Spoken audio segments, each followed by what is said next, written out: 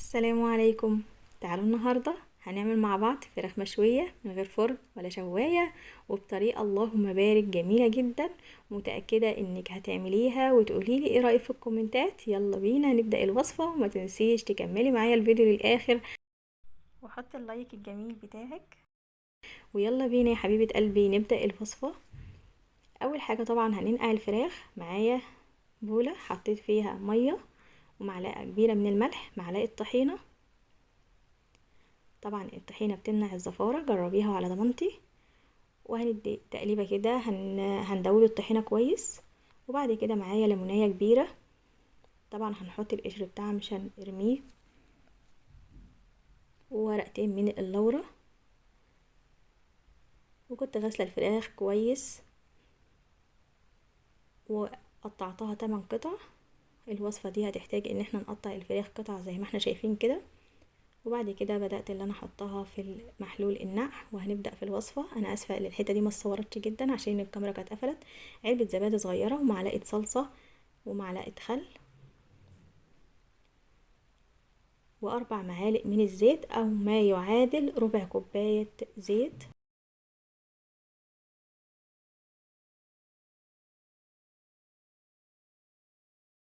ما تنسوش اللايك والاشتراك وكومنت جميل زيكم عشان يوصل لكم مني ان شاء الله كل جديد. بهارات عبارة عن بودرة بصل، معلقة صغيرة، معلقة بودرة ثوم،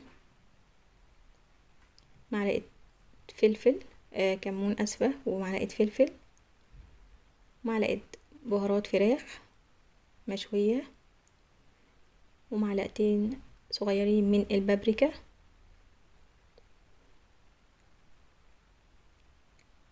ومعلقة 7 بهارات صغيرة مش نكتر.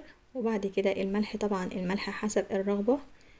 وهبدأ اللي انا اقلب المكونات كلها مع بعضها.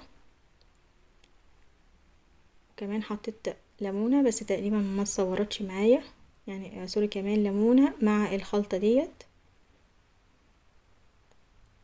وهبدأ اللي انا اقلبها كويس جدا.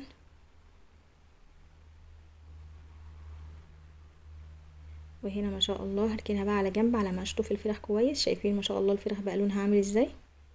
وهنا شطفت الفراخ كويس وصفيتها، وشيلت طبعا واحنا بننضفها لازم نشيل الحتة اللي هي في الورك ديت عشان بيبقى فيها زفارة جامدة جدا. وهبدأ اللي انا احط الفراخ كده وادمجها بالمكونات كويس جدا. التتبيلة علشان تطلع كلها فيها تتبيلة.